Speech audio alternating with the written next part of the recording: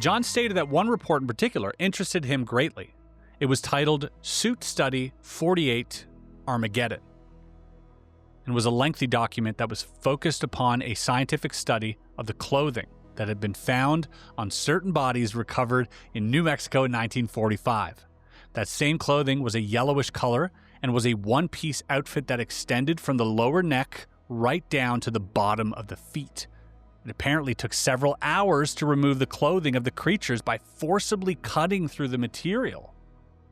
Upon examination, it was determined that the suits were put together in what today we would term a Velcro-style fashion. However, the suits seemed to be almost alive, or had an inbuilt memory, because not only could the individual fibers bond when brought close together, but they also appeared to bond with the exact same corresponding fibers time and time again. Whoa. You know, often, especially in alien lore, are we presented with these, tight-fitting onesies. Some of them silver in nature, some of them scaly, some of them just thread-like, like a high-count silk fabric. But they're often described as having no wrinkles, being absolutely perfect. And, much like dwarven armor might be able to fit its wearer perfectly. What technology? And is that where Velcro comes from? That's kind of cool. Never considered Velcro being alien technology, but makes sense. The most bizarre aspect of this file centered around one of the scientific personnel, the shortest member of the team, who chose to try one of the suits on. No way. Having finally learned how to undo the suit with ease, his colleagues held it open for him to climb into. Somewhat alarmingly, the suit quickly molded itself around the man. Due to his size, the suit was not comfortable, but could at least be worn. Something very curious and ominous occurred when the outfit was donned. However, the man began to feel very claustrophobic and started to receive disturbing images in his mind of a dark and frightening future for the Earth and for all life on the planet, and particularly so for the human race. It was a future that was dominated by an irradiated world, ruined cities, huge atomic mushroom clouds looming miles upward into an ever-black sky, as strange objects resembling flying saucers flew across the ravaged landscape.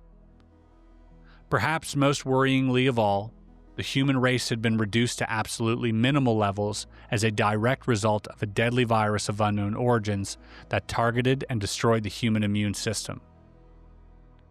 The man in the suit received a distinct and disturbing impression that whatever these creatures were, they hated us to a truly profound degree, and there was some sort of plan in the works on their part to try and spark off a nuclear holocaust between the United States and the Soviets as a means to take us all out of the picture. That's dark. Now, maybe there are benevolent aliens. Maybe there are evil ones. Was it Lacerda that said that there were some... Yeah, I think it was in Lacerda that she said there were some species out there that really hated us, that wanted to see us, be annihilated. Ugh. Correctly sensing that he was in deep distress, the man's colleagues and friends quickly ripped the suit off him. A report was soon prepared, noting carefully that the man was briefed intensively by a team comprising NASA and CIA personnel with particular expertise in matters of a psychological nature. The file also stated that this bizarre episode was a further clue to the fact that the suit was somehow alive and appeared to be linked with the minds and memories of the creatures that had previously worn them.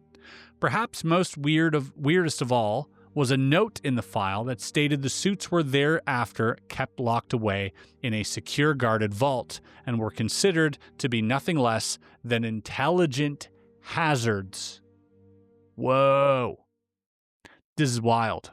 This is absolutely wild. This is bananas. This takes the cake. The bee's knees here. We hear about the spaceships or the crafts that these aliens inhabit having some type of intelligent skin.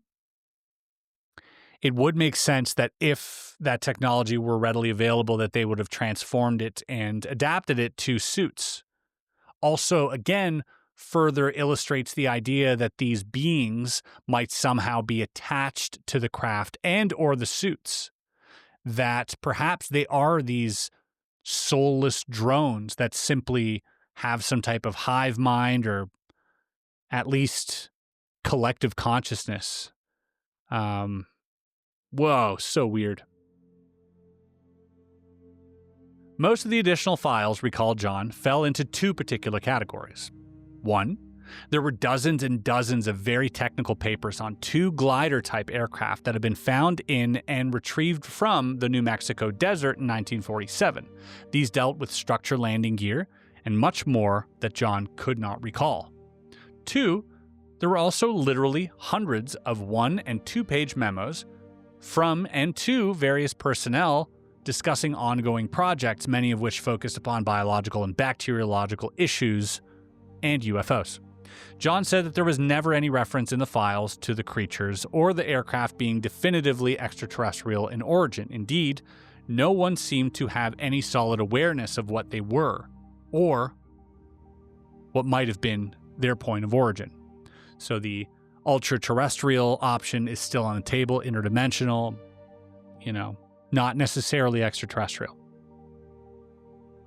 John told me that there was a small collection of documents dating from July 1947, speculating that this might have all been the result of an ingenious hoax on the part of the Soviets, until, that is, it very quickly became apparent to one and all that not even the Soviet Union would have had the required expertise to successfully pull off such a fantastic ruse, much less biologically alter or mutate a number of human beings into something so different.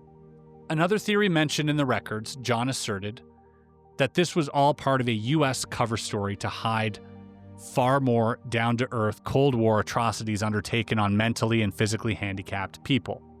John stated that among the people with whom he worked, however, there were 3 possibilities that were considered as being among the most interesting. Possibility number 1, these things were from another world entirely. Possibility number 2, they were from somewhere on Earth, other dimensions, or more remote parts of the world were discussed. And number 3, they were, incredibly, from our very own distant future. John added that, in discussion with colleagues at Area 51, he learned that even by the turn of 1970s, there was still no definitive proof to what these creatures were or from where they came. But there was one point that, for some of the personnel, strengthened the time travel idea.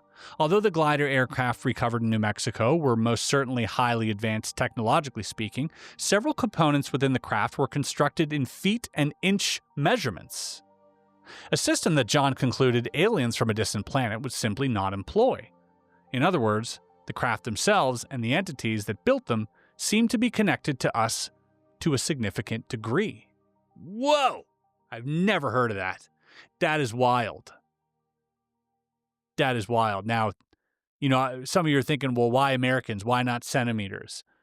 I mean, what if Americans were the first ones to discover this stuff? Then they would, everything they would have would be measured in perhaps inches. I don't know. It's super weird. The most suspicious aspect of the whole affair for NASA, however, was not only were these creatures apparently completely comfortable breathing our air, but they were also perfectly synchronized for the Earth's atmospheric pressure too, which seemed to be too coincidental. John said that this information decisively split the teams into 2 camps. One that favored the idea that these creatures were from Earth, either from a time far in the future or from some secret location on the Earth in our present, and one that believed that they were indeed aliens, that had been genetically altered in some truly radical fashion that involved a science far beyond our own to allow them to comfortably operate on our planet. Whoa. I still maintain the AI theory. Like, these are some type of AI drones that are sent here to monitor the Earth, probably sent to a billion other planets.